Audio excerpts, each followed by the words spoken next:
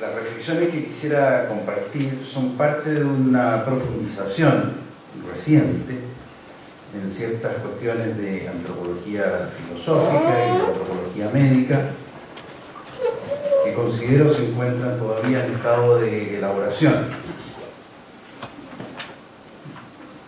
En verdad, cuando nos vamos poniendo viejos, casi todo lo que pensamos nos va pareciendo que se encuentra en ese mismo estado de elaboración. Así todo las comparto en el estado precario en el que están, porque me parece que pueden ser iluminadores, al menos así me han parecido a mí. Quisiera decir que buena parte de estas reflexiones han sido motivadas por dos interacciones muy potentes, por decir así, que hemos tenido en los últimos años, en los últimos 3, 4, 5 años. La primera con un grupo de profesores de la Escuela de Teatro de la Universidad Católica, en la cual estamos colaborando en un proyecto del curso de Antropología Médica y hemos descubierto muchas cosas que no sabíamos mirar. La primera de las cosas que me enseñaron los profesionales del teatro es que el teatro no era una ficción, sino que era una forma de mirar. En particular, agradezco a la profesora Cecilia Bralich, que es una de las discípulas más connotadas y fieles del profesor Pedro Morandé, un gran pensador chileno. Y en segundo lugar, agradezco la interacción que hemos tenido también en el último año con el profesor Jacinto Choza, que es un filósofo español que últimamente tiene una activa presencia en Sudamérica, por estar radicado buena parte del año en Arequipa. Lo que yo voy a presentar es otra cara de este problema. Creo que este problema tiene muchas caras y es bueno no quedarse con una sola. Creo que estas distintas miradas son ciertamente complementarias. Decía San Agustín: si nadie me pregunta acerca del tiempo, sé lo que es. Si alguien me pregunta, ya no sé lo que es. Esta sentencia parece un acertijo, pero expresa en realidad una verdad muy profunda. En efecto, lo que describe Agustín para el tiempo vale para la comprensión que tenemos de la mayor parte de las realidades básicas y comunes de la vida. Conocemos, en efecto, de modo experiencial y con certeza la existencia de aquello a lo que remiten nuestras palabras más fundamentales: amor, conocimiento, vida, libertad, etc. Pero no alcanzarían 1000 vidas para agotar el significado de las realidades a las que estas palabras remiten. Dicho de otra manera, la realidad es más grande que nuestra mente. No se trata de una declaración de escepticismo, es simplemente reconocer el carácter progresivo y finito de nuestra comprensión. Algo parecido ocurre con el tema de la identidad, que es el que nos corresponde examinar. A primera vista, saber quiénes somos parece algo de suyo obvio, mientras no nos pidan explicaciones. ¿Quiénes somos? ¿Qué somos? Son preguntas que nos descorazonan por su inmensidad. No obstante, y aunque la admonición del frontón del templo de Apolo en el santuario de Delfos, noti se autón, conócete a ti mismo siga aún pendiente de respuesta, podemos decir, no obstante, que algo hemos avanzado. Visualicemos de modo muy esquemático el decurso histórico de esta autocomprensión para ver en qué hemos avanzado y cómo este mayor conocimiento nos ha resuelto algunas dudas, pero también nos ha hecho surgir otras nuevas. Todo indica que cuando un miembro varón de un clan familiar en una tribu de cazadores-recolectores, luego de cumplir los respectivos ritos de iniciación, se transformaba en un cazador y un guerrero, no lo hacía en virtud de un complejo proceso de reflexión y deliberación personal. No estamos diciendo que esa persona no haya sido consciente de lo que estaba ocurriendo. Simplemente decimos que ese proceso no se le planteaba como una opción. Lo hacía y punto, porque era lo que todos hacían en su grupo, lo que todos habían hecho y lo que habrían de hacer los que viniesen. No conocemos mucho el detalle de cómo habrá sido, por ejemplo, el proceso de constitución de una pareja y de una familia en esos clanes,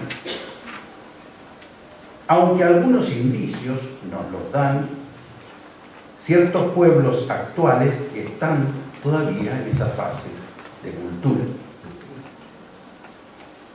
Sabemos por lo pronto que muchas veces esa pareja femenina debía buscarse en otro clan de la tribu.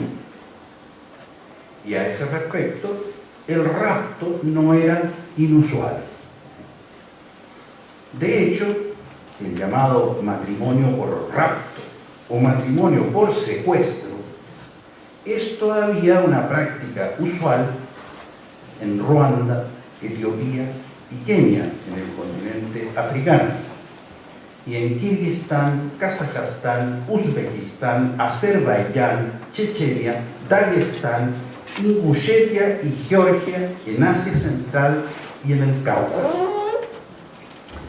El rapto de la joven se encuentra muchas veces asociado a violación, a veces singular o colectiva, y luego violación que tiene la intención, dentro de lo posible, de dejar embarazada a la mujer, y luego se entra a ciertas tratativas con la familia de la mujer, en la cual se establecen compensaciones y se realizan inclusive ceremonias de perdón que buscan regularizar o institucionalizar a posteriori una situación establecida ya de hecho. En otros contextos culturales, incluso actuales en Occidente, alguno de ustedes tendrá algún amigo que pertenece a alguna casta de la India o inclusive de otras religiones o tradiciones culturales, en los cuales la elección y la constitución de la pareja es un tema que deliberan y deciden los padres, en función de consideraciones político-familiares o patrimoniales, y en las cuales los contrayentes tienen poco que decir. A estos últimos, la conformación de la pareja y la constitución de la familia es más bien algo que les sucede. Ellos lo protagonizan, pero no lo deciden, por lo menos no de una manera clara y abierta. Si bien es cierto que el enamoramiento entre esposos no es algo nuevo, basta con leer El Cantar de los Cantares, que pertenece por lo demás a un fecundo género literario conocido como los cantos nupciales. Sin embargo, según algunos historiadores, la costumbre social entre nosotros, por ejemplo, de casarse por amor, sería algo relativamente reciente. La tragedia representada por Shakespeare en Romeo y Julieta, por ejemplo, sería uno de entre muchos testimonios literarios de una época en que las costumbres comienzan a modificarse. En las llamadas civilizaciones, la división del trabajo va dando origen a un sistema de castas sociales fijas, donde también los matrimonios se encuentran restringidos a cada grupo social. La civilización incaica es en esto característica, que contrasta, ¿no es cierto?, fuertemente con la cultura mapuche, que tiene más bien las características de lo que se denominan cazadores-recolectores.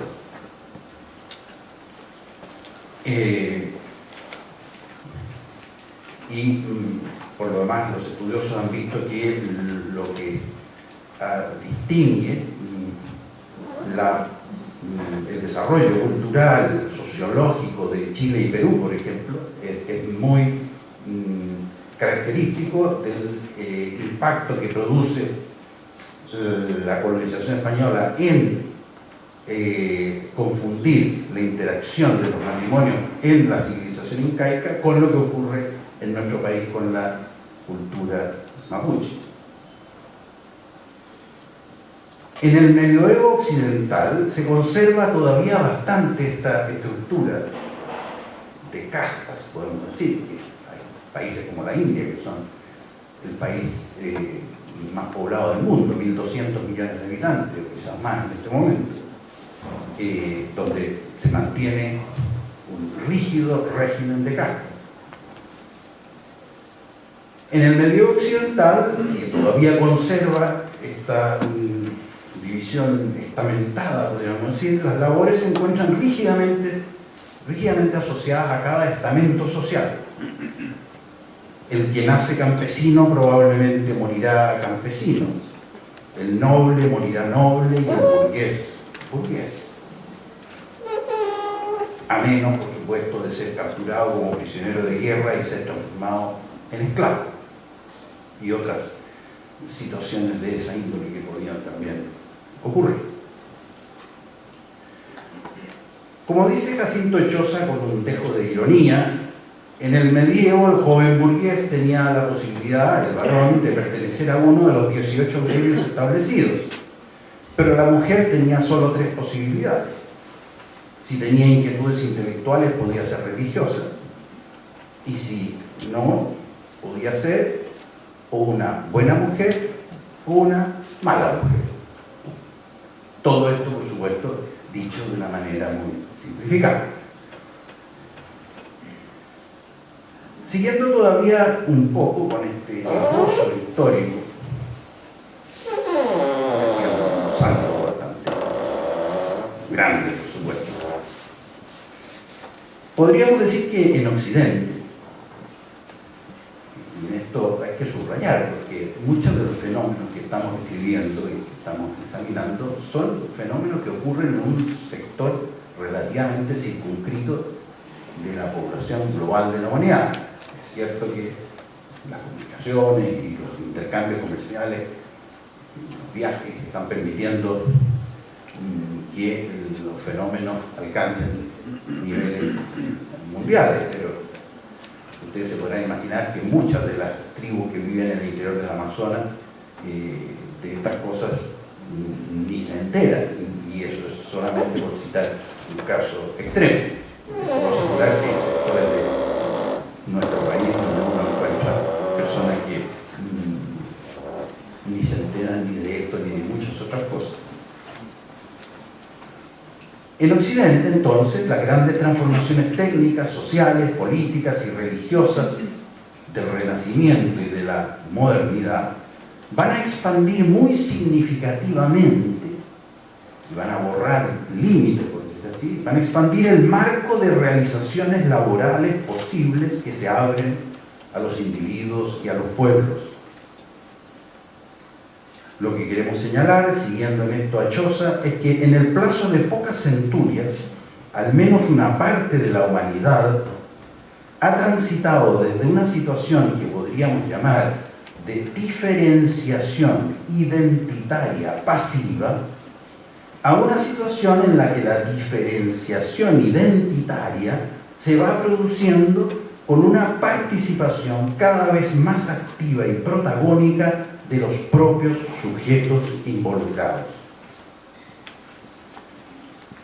Es interesante señalar que esto mismo que ha ocurrido en el plano de la constitución familiar, que hemos intentado describir de manera muy sumaria, y en el plano social, laboral, se fue dando también en otros planos, como por ejemplo el religioso.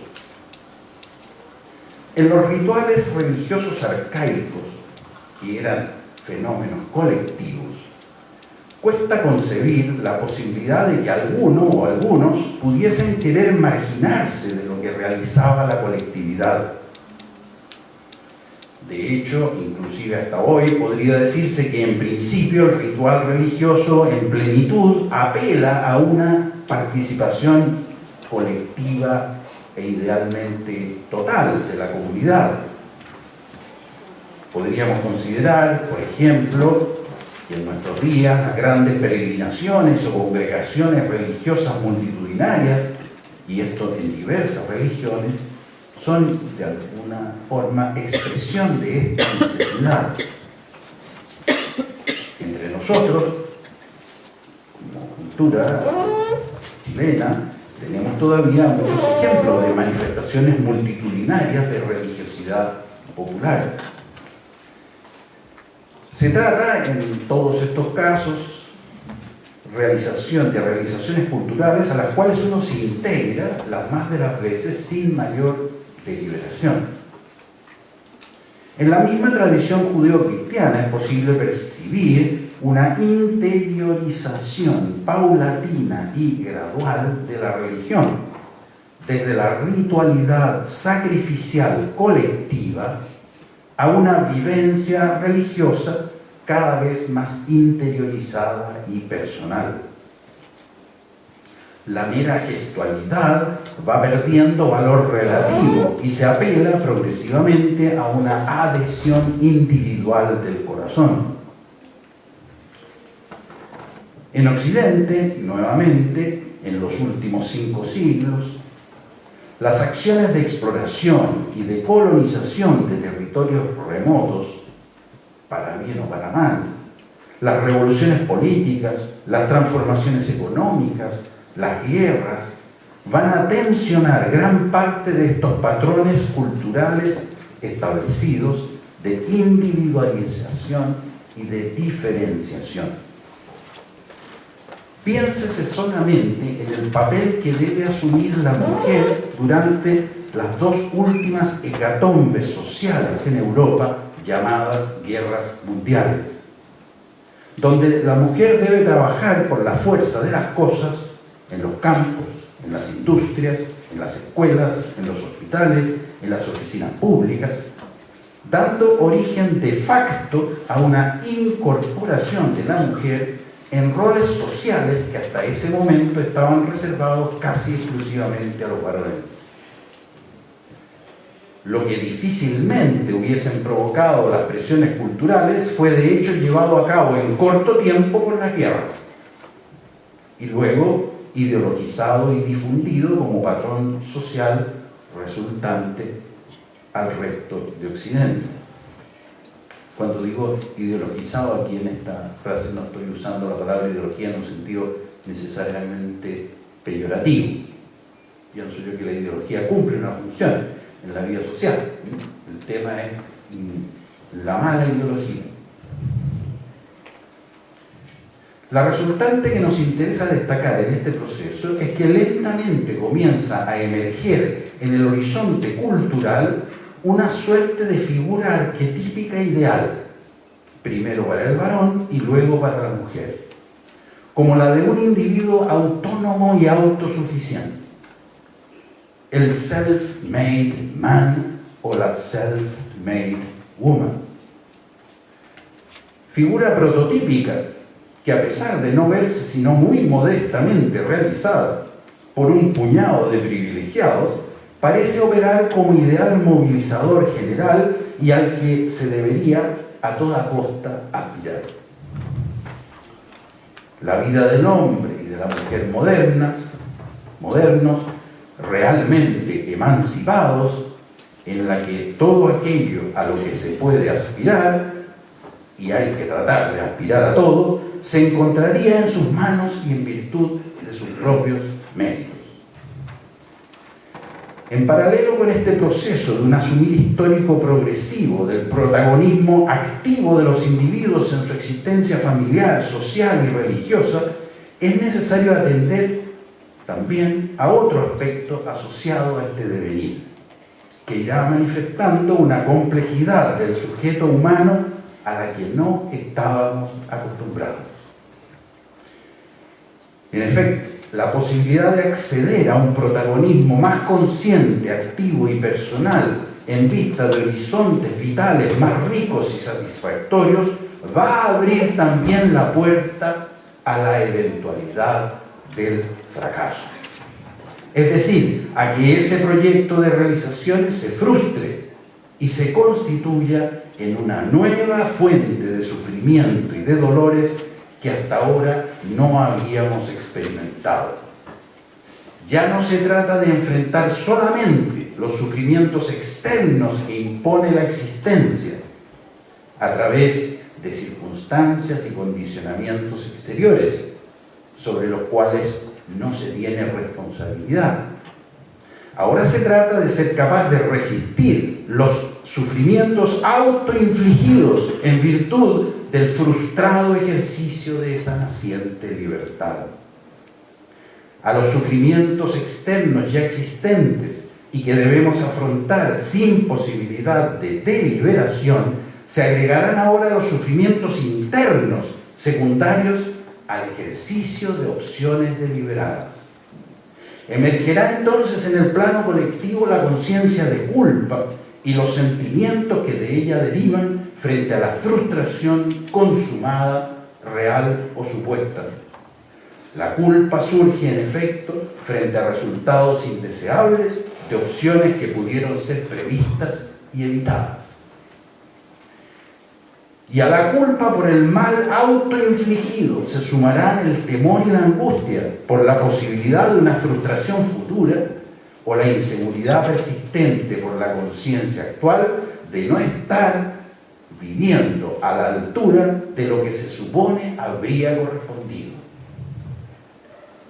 El acceso a tener la vida en sus propias manos hace emerger algo que, estando ya presente en las etapas más arcaicas, aparecía en ellas solamente a través de manifestaciones larvadas. Una cosa es el temor de haber actuado mal quebrantando un tabú, otra el sufrimiento por haber tomado conciencia de una mala decisión que hace de un instante a otro que una parte o la totalidad de mi vida pierda valor ante mis ojos o ante los ojos de los demás. Ya no valgo lo que creía que valía, y en virtud de mis propias malas decisiones. La experiencia del fracaso, de la culpa, de la pérdida de valía, va a permitir visualizar con claridad la existencia en nuestra propia subjetividad de una doble dimensión. Aquella que aspira a la felicidad, a la realización consumada del sí mismo, y aquella que intenta realizarlo por medio de una sucesión de libres determinaciones. Se trata de la distinción a que apuntan diversos autores entre lo que se puede llamar el sí mismo y el yo, o según otros autores, entre la libertad trascendental y la libertad psicológica, o la libertad de espontaneidad y autonomía y la libertad de elección o de libre arbitrio. el mí mismo, la libertad trascendental, el deseo de felicidad, la espontaneidad vital, es lo que expresa el núcleo más íntimo del ser humano, el hondón del alma, lo que al ser humano le viene dado, lo que le ocurre sin que lo haya elegido, porque forma parte constitutiva de su ser. En ese sentido, podemos decir que el sí mismo no se elige, se lo puede asumir o rechazar, pero no es algo que surja de una elección. De la existencia de ese hontanar de la subjetividad, nosotros no somos responsables. Nos podemos hacer más o menos conscientes. Sí. Por otra parte,